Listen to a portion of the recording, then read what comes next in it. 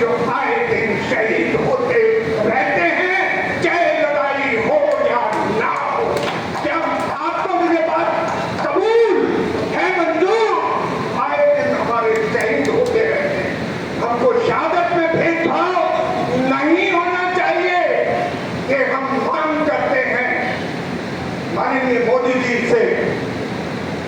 आपको मालूम है बीएसएफ के जवानों ने जाबाजों ने ऑपरेशन सिंदूर 98 घंटे में पाकिस्तानी की धूल जगा दी। गृह मंत्री जी स्वयं बोले अमित शाह के 118 बनकर बीएसएफ के जाबाजों का तबाह कर।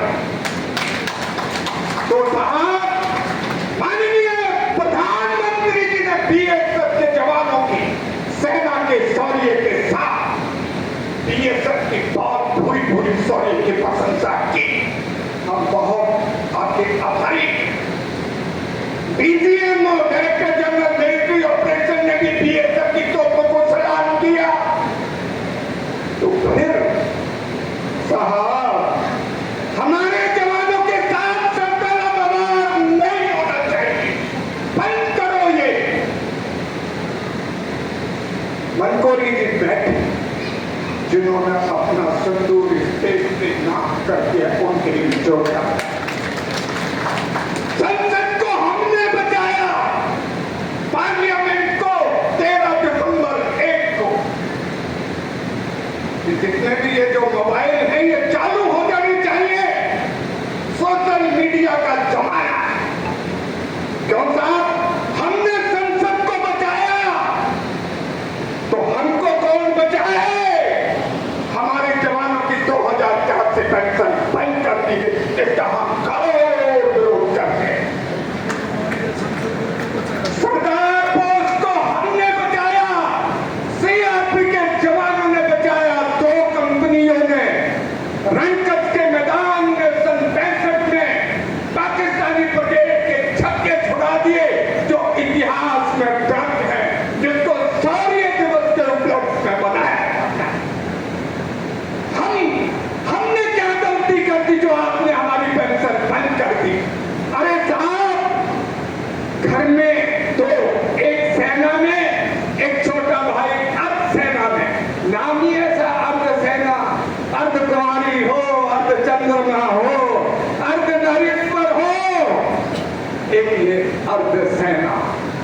कितना मतलब नाम ही ऐसा। तो हम चाहते हैं कि जब भारतीय सेना के लिए, हमारे बड़े भाई के लिए, each and every district in all state सैनिक कल्याण हो। किसके लिए? भारतीय सेना के लिए। तो जो 20 लाख पैरामिलिट्री फौज है, जो पूरे देश को लद्दाख से और निकोबार तक संभाल रही है, ये सिक्कर की वीर भूमि से माननीय प्रधानमंत्री जी को आवाज चाहे, सेनापति अमित शाह जी को आवाज चाहे।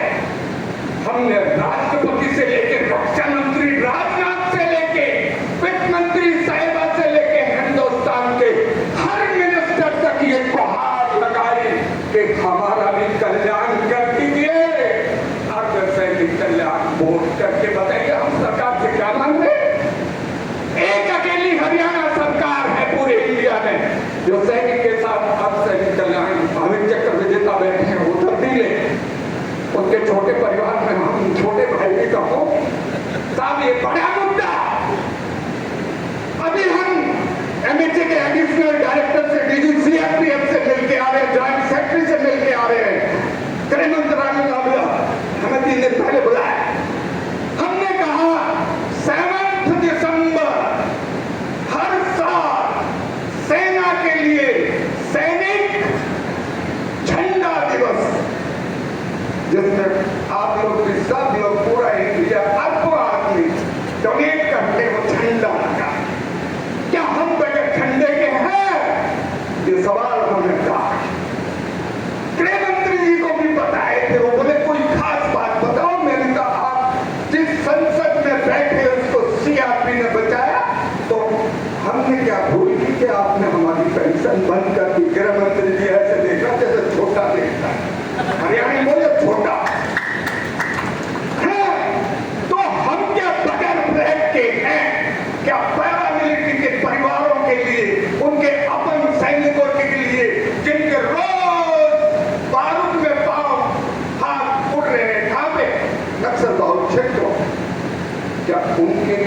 अर्धसैनिक झंडा दिवस को होना चाहिए।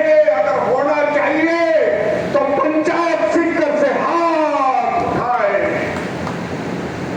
होना चाहिए ना भाई, होना चाहिए, ताकि हमारे विधान वो पैसा वीरांगनाओं के शहीद परिवारों के बच्चों के बेहतर शिक्षा, स्वास्थ्य, रिहेबिलिटेशन में वो पैसा कहाँ है?